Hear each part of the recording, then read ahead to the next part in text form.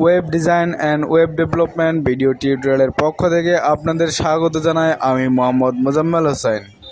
গত পর্বে আমরা আমাদের কম্পিউটারকে কাজের জন্য রেডি করেছি। এই পর্বে আমরা HTML কোড লিখব। সো আমাদের কম্পিউটারের যে কোনো একটি লোকেশনে গিয়ে আমাদের HTML ফাইলটা ক্রিয়েট করব।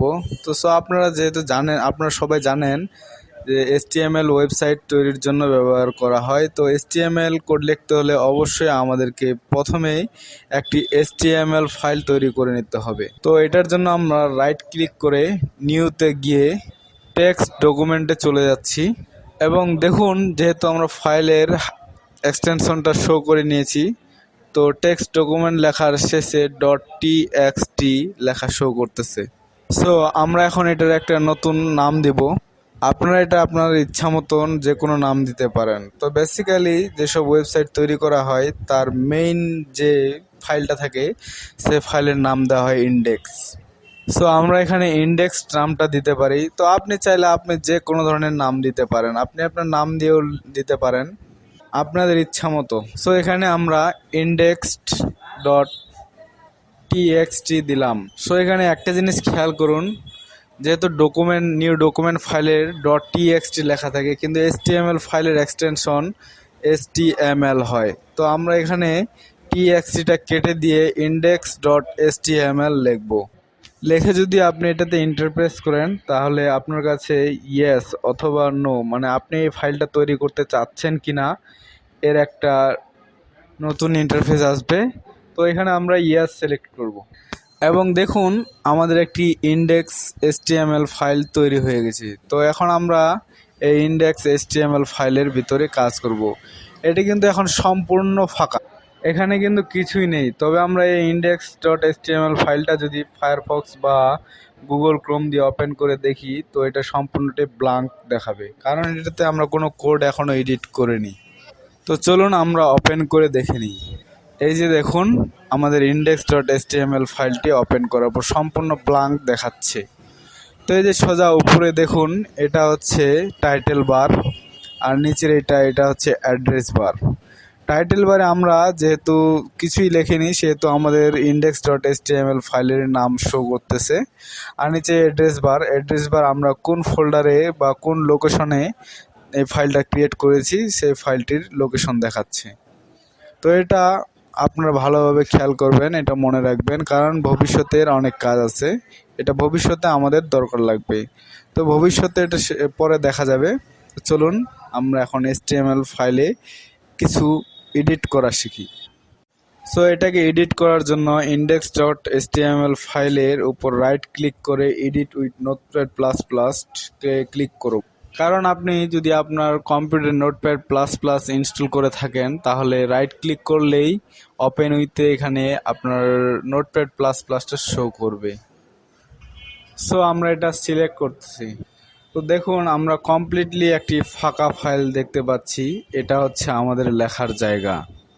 সো আমরা এখন এখানে লিখতে পারবো আমাদের কোডগুলো, আমরা এখানে যে কোনো ধরনের কোড লিখতে পারবো।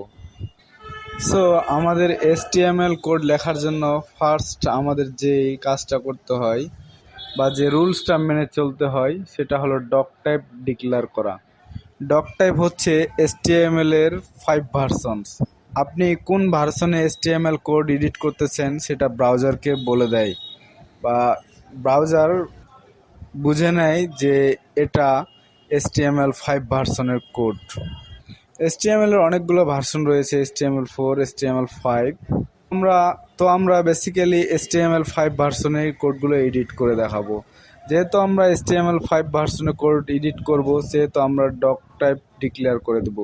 তো দেখুন ডক টাইপ কিভাবে ডিক্লেয়ার করতে হয়। তো ডক টাইপ লেখার জন্য আপনাকে একটি লেফট অ্যাঙ্গেল ব্র্যাকেট দিতে হবে, তো তারপর এক্সক্লেমেটরি সাইন দিতে হবে। দেন আপনি এখানে লিখবেন ডক টাইপ HTML এবং একটা রাইট অ্যাঙ্গেল ব্র্যাকেট দিয়ে এটি ক্লোজ করে দেবেন। তো ওকে, এখানে আমি আপনাদেরকে শুরুতে একটা কথা বলে দিই, এখানে ডক টাইপ লেখাটা হয়েছে বড় হাতের এবং HTML লেখাটা হয়েছে ছোট হাতের। এটার নির্দিষ্ট কোনো রুলস নেই, আপনি ছোট হাতের হইলে ছোট হাতের লিখতে পারেন, বড় হাতের হইলে বড় হাতের লিখতে পারেন। তবে বেসিক্যালি যেটা লেখা হয় সেটাই আমি আপনাদেরকে করে দেখাবো। তবে ডক টাইপ ডিক্লেয়ার করলাম, এটা হচ্ছে HTML5 ভার্সনের খুবই ছোট এবং খুবই সহজ। তো আমরা এটাই ডিক্লেয়ার করব। HTML4 এর ডক টাইপ আছে কিন্তু সেটা অনেক বিশাল, তো আমরা এত বড় না লিখে আমরা HTML5 ভার্সনের ডক টাইপ ডিক্লেয়ার করব। এটা খুবই ছোট এবং খুবই সহজ। তো যাই হোক, আমরা এখন HTML ট্যাগ লিখব। HTML ট্যাগ লেখার জন্য আপনাদেরকে আপনি HTML ট্যাগের ভিতর যা HTML এ যাই লেখেন না কেন সেটা একটা ট্যাগের মধ্যে লিখতে হবে। তো এটা একটা HTML প্যারেন্ট ট্যাগ। আমরা যে কোডগুলো এডিট করব তার প্রতিটি ট্যাগ রয়েছে, তো ট্যাগ দিয়ে দিয়ে আমাদেরকে কোড এডিট করতে হবে।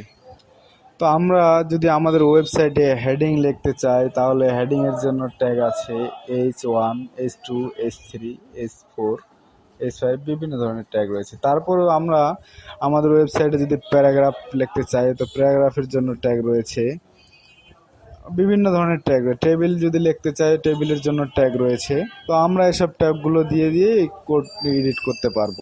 তো HTML আমরা যাই করতে চাই না কেন সব কিছুর জন্যই ট্যাগ রয়েছে। এই ট্যাগ দিয়ে দিয়ে আমাদেরকে এডিট করতে হবে।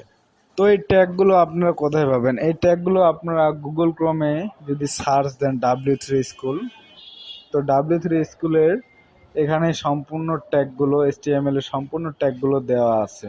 তো আপনারা এখান থেকে দেখে নিতে পারেন, অথবা আপনারা না দেখলেও হবে, কারণ আমরা এই কাজগুলো যখন করব তখন এমনিতেই সবার এই কোডগুলো মনে থাকে যাবে। তো আমরা যে এখানে এখন একটি ট্যাগ লিখলাম HTML ট্যাগ, এর প্রধান রুলস হচ্ছে HTML এর প্রথম ট্যাগটি লেখার জন্য আপনাকে left angle brackets and HTML লিখে রাইট অ্যাঙ্গেল ব্র্যাকেট দিয়ে ক্লোজ করতে হবে, এবং দ্বিতীয় ট্যাগটি আপনাকে এরূপভাবে লিখতে হবে কিন্তু মাঝখানে না, সামনে লেফট অ্যাঙ্গেল ব্র্যাকেট দিয়ে স্ল্যাশ HTML এবং রাইট অ্যাঙ্গেল ব্র্যাকেট দিয়ে এটিকে ক্লোজ করে দিতে হবে।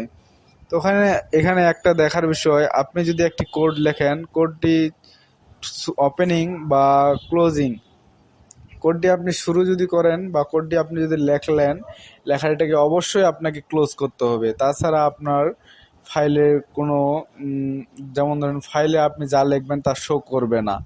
আপনি যদি HTML ফাইলটা শুরু করেন তো এটাকে অবশ্যই আপনাকে left angle bracket and forward slash দিয়ে অবশ্যই এটাকে ক্লোজ করে নিতে হবে।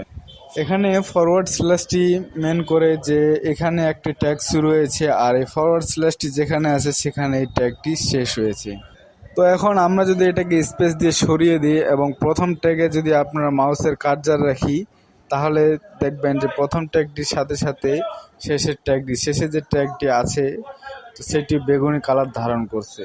আর এখন আমরা যদি এই ফরওয়ার্ড স্ল্যাশটি তুলে দেই তাহলে আমরা দেখব যে প্রথম ট্যাগে বা দ্বিতীয় ট্যাগে যদি আমরা মাউসের কার্সার রাখি তাহলে এটার কোনো পরিবর্তন আসতেছে না। তো এটাই হচ্ছে কোড লেখার নিয়ম। তো এখন আমরা HTML এ যা কিছু লিখবো তা এই দুইটা ট্যাগের মধ্যেই লিখবো। তো HTML এ দুইটা মেইন পার্ট থাকে, একটা হচ্ছে হেড পার্ট আর একটা হচ্ছে বডি পার্ট। প্রতিটি ওয়েবসাইটেই এই দুইটা পার্ট থাকে, একটা হেডিং অংশ আর একটা বডি অংশ।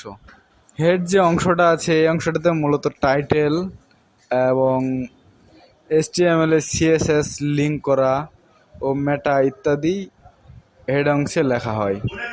তো আমরা একটু দেখি যে হেড পার্টটা কি। হেড পার্টটা লেখার জন্য ঠিক একইভাবে আমাদের হেড লিখতে হবে, হেডের opening tag and closing tag বসাতে হবে, এবং বডি পার্টটা ডিক্লেয়ার করার জন্য আমাদের একইভাবে বডি ট্যাগ শুরু এবং বডি ট্যাগ এন্ড করতে হবে। সো এখানে একটা জিনিস দেখুন যে আমরা HTML ট্যাগের ভিতরে বিভিন্ন ধরনের ট্যাগ বসাতে পারছি, যেমন এই যে হেড ট্যাগ, বডি ট্যাগ দিতে পারতেছি। ঠিক অনুরূপভাবে আমরা হেড ট্যাগের ভিতরেও আরও ট্যাগ দিতে পারবো। তো এর ভিতরে কোড দেওয়ার আগে আমি একটা কথা বলে রাখি, আমরা যে কোডগুলো এডিট করব এগুলো অবশ্যই স্ট্যান্ডার্ড কোয়ালিটির কোড এডিট করব, যাতে এগুলা দেখে কেউ পছন্দ করে বা এগুলা দেখে পরবর্তীতে কেউ কোড এডিট করতে পারে। যার কোড যত বেশি স্ট্যান্ডার্ড তার তত বেশি ভ্যালু। সো এখানে স্ট্যান্ডার্ড মেনটেন করার জন্য আমাদের যা করতে হবে, একটা ট্যাগের ভিতর যখন আমরা আরও একটা ট্যাগ ঢুকাবো তখন সামনে একটা ট্যাব নিয়ে নিতে হবে। তো এই ট্যাবটা নেওয়ার জন্য আমাদেরকে প্রথমে ট্যাগগুলোকে সিলেক্ট করতে হবে। সিলেক্ট করার পূর্বে তার সামনে মাউসের কার্সার রেখে কিবোর্ডের ট্যাব ক্লিক করতে হবে। তো আমরা এটা চাইলে এত কষ্ট না করে ফার্স্ট টাইম যখন HTML লিখি তখন স্পেস দিয়ে দিয়ে এগুলোকে সাইজ করে নিতে পারি। এখন আমরা হেডের কাজটা দেখি। হেডের মধ্যে টাইটেল লিখি। এই টাইটেলটা হচ্ছে যখন আমরা ফার্স্ট টাইম মোজিলা ফায়ারফক্সে বা গুগল ক্রোমে আমাদের ইন্ডেক্স ফাইলটি শো করেছিলাম, তখন দেখছিলাম যে উপরে এই যে উপরের দিকে যেটা আছে এটাই হচ্ছে টাইটেল। তো আমরা এখানে টাইটেলটাকে যা কিছুই লিখবো আউটপুটে মানে মোজিলা ফায়ারফক্স বা গুগল ক্রোমে সেটা শো করবে। ধরুন আমরা যদি এখানে লিখি হোম HTML বা মাই ফার্স্ট ক্রিয়েট HTML বা যে কোনো একটা যা লেখেন আপনার মনে যা আসবে, যা লেখার ইচ্ছা হবে যেটাই লিখবেন না কেন সেটাই আপনার আউটপুটে শো করবে। তো চলুন আমরা ট্রাই করে দেখি। আপনাদের বোঝার সুবিধার্থে আমরা টাইটেলে লিখলাম মাই ফার্স্ট HTML। তো এখানে একটা কথা বলে নিই, যে কোনো ট্যাগের মধ্যে যা কিছু লেখেন না কেন, আপনার এই HTML পেজে যা কিছু লেখেন না কেন তা অবশ্যই শো করিয়ে নেবেন।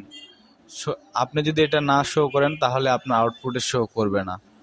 তো আপনাকে শো করার জন্য এই যে এখানে দেখতে পাচ্ছেন সেভ আইকন, এখানে ক্লিক করলে হবে, অথবা আপনি শর্টকাটে কিবোর্ডের Ctrl+S ক্লিক করলে হবে।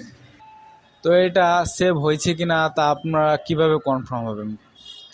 আপনাকে কনফার্ম হওয়ার জন্য এই যে কোণায় যে লাল রঙের চিহ্নটা দেখতেছেন, যখন আপনি এটা Ctrl+S ধরে সেভ করবেন বা এই আইকনে ক্লিক করে সেভ করবেন, এটা নীল রঙের হয়ে যাবে বা এটা যে কোনো ধরনের কালার চেঞ্জ হয়ে যাবে। যদি এটা কালার চেঞ্জ না হয় তাহলে আপনি মনে করবেন যে এই পেজটি সেভ হয়নি। তো আমি এটা সেভ করে নিচ্ছি। তো সেভ হয়ে গেছে। তো চলুন দেখি আমরা আউটপুটে। আমরা যে প্রথমেই মোজিলা ফায়ারফক্স বা গুগল ক্রোমের যেই সফটওয়্যারটা ওপেন করে রেখেছিলাম, তো ওটাতে আমরা এখন এই যে আসলাম, এখন রিলোড করে দেখি।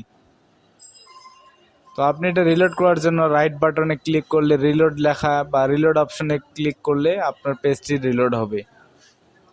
তো রিলোড করে এই যে আমরা দেখতে পাচ্ছি এখন টাইটেল বারে আমাদের যে নামটা দিয়েছিলাম সে নামটা চেঞ্জ হয়ে এটা আসছে।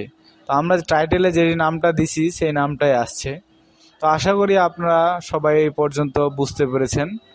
তো আমাদের ভিডিও টিউটোরিয়ালটি অনেক বড় হয়ে গেছে। তো